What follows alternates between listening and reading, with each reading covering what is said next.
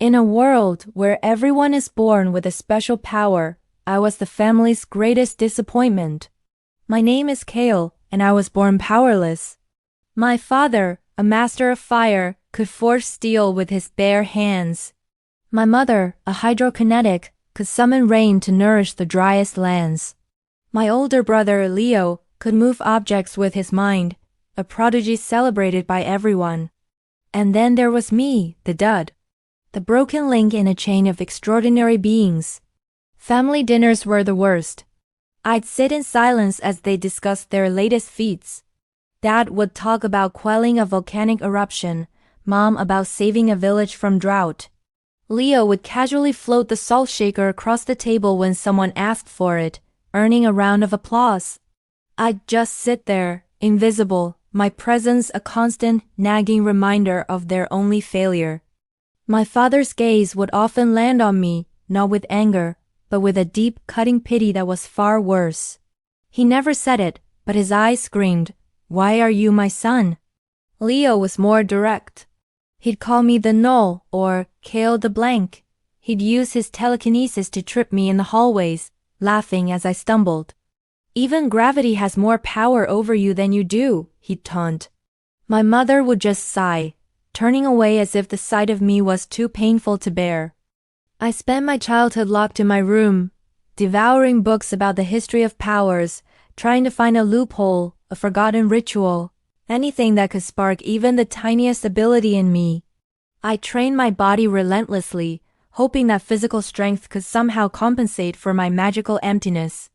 I became faster, stronger, and more agile than anyone I knew, but in my family's eyes, it was meaningless. It was like boasting about a candle's flame in a world lit by stars.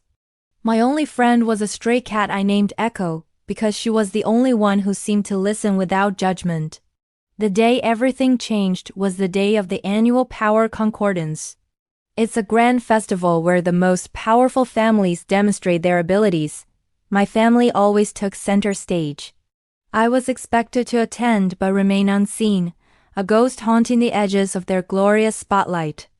That year, Leo was set to perform a complex telekinetic feat, assembling a shattered crystal sculpture mid-air. The entire city was watching. As Leo began, his face contorted with concentration. The crystal shards danced in the air, slowly piecing themselves together. The crowd was mesmerized. My father watched with a proud, booming smile. Suddenly, something went wrong. A rival family, the Volkovs, known for their shadow manipulation, made their move. Dark tendrils erupted from the ground, lashing out at the floating crystal. They didn't want to just disrupt the performance. They wanted to humiliate my family on the grandest stage. Leo, caught off guard, struggled to maintain control. The shadows were too strong, too aggressive.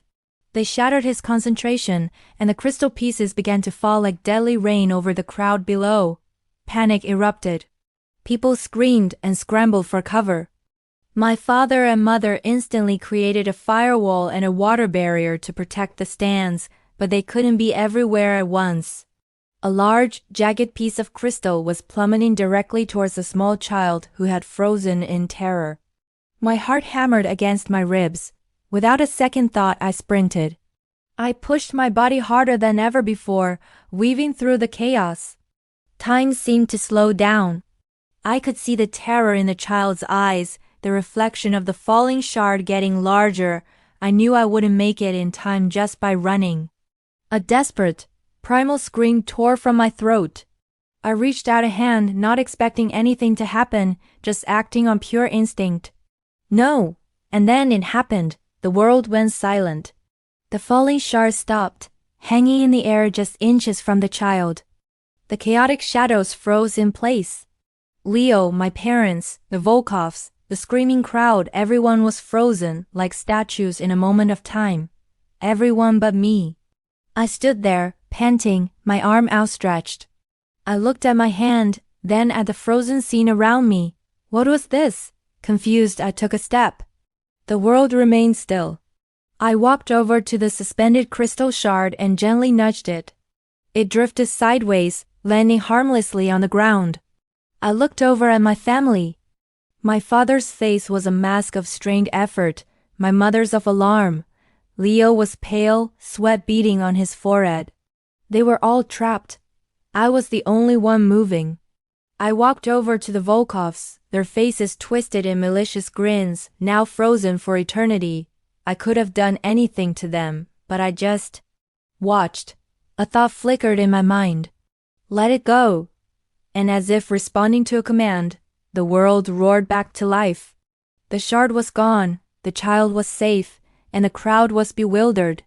The Volkovs' shadows dissipated as they looked around in confusion, their surprise attack having seemingly failed for no reason. Everyone was looking at Leo, assuming his power had somehow saved the day. My father clapped him on the shoulder, relief washing over his face. Well done, son. A bit messy, but you handled it. Leo, utterly baffled, could only nod dumbly. No one had seen me. No one knew what I had done. I slipped away from the scene, my mind reeling. My power. It wasn't flashy like fire or telekinesis. It was subtle. It was absolute. I could stop time. I went back to my room, my heart still pounding. Echo purred and rubbed against my leg, as if she knew. For the first time, a real smile touched my lips. They called me the null. They called me the blank. But I was something else entirely. I wasn't just another link in the chain. I was the one who could stop the chain from ever moving. The next day at breakfast, the mood was triumphant.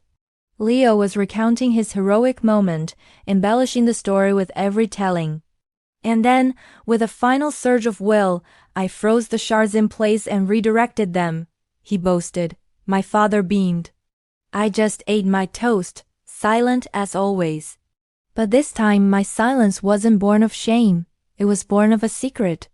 A secret that gave me a power none of them could even comprehend.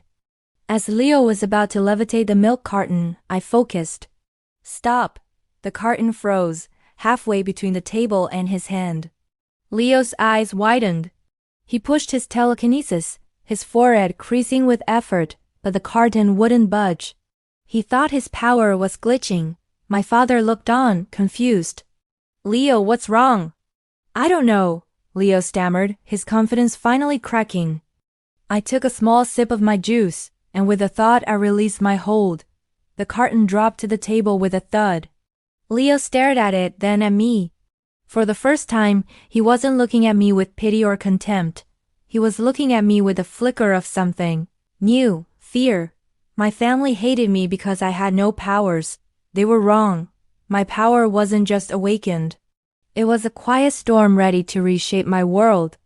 They thought I was nothing, but they were about to find out that the powerless boy they scorned is the most powerful of them all, and my story is just beginning. Thanks for watching.